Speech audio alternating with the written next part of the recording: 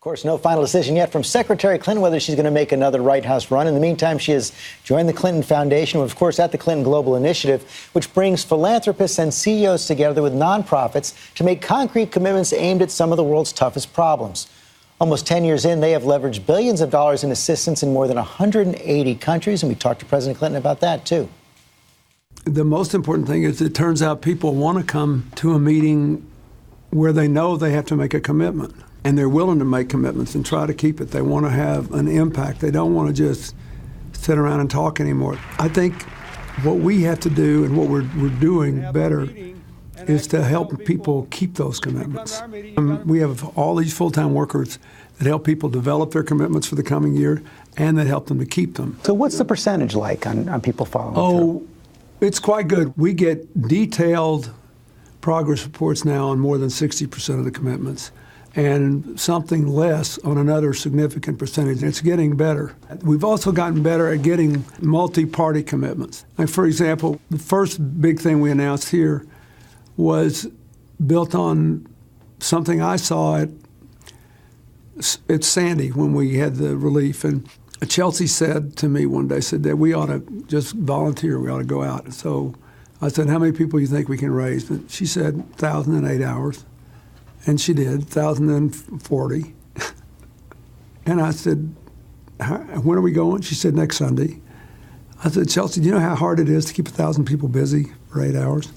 She said, we got it covered. So I go out there, and sure enough, they had it covered because Team Rubicon, you know, the veterans of Iraq and Afghanistan, these young people who are great at deploying. They spent days down there. They spent longer than they'd ever spent any place else. One of the biggest commitments here at CGI this year, a big project, $1.5 billion to help fund women entrepreneurs all across the world. And Secretary Clinton also announced her big project to kind of track how women are doing around the world. Is that the project you're most excited about this time around? Yes, because coming out of this CGI, and because it has so many implications for other things. In the poor countries of the world, if we could get all the girls in school and all the young women in the labor markets, it would do more than anything else to lift them out of poverty.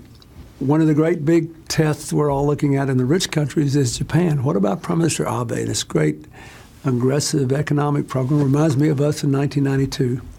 Is it going to work? And the answer is maybe, but Japan's getting older, they have a very low birth rate, and they don't take immigrants yet.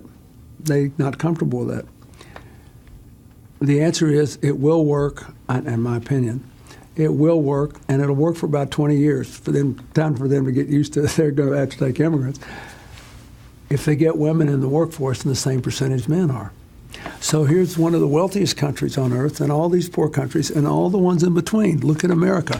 What would it do for the American economy if the 25% pay gap that still persists, actually 23 cents on the dollar, between women and men doing the same kind of work, what would it do for us if we could eliminate it? It'd be good for the economy.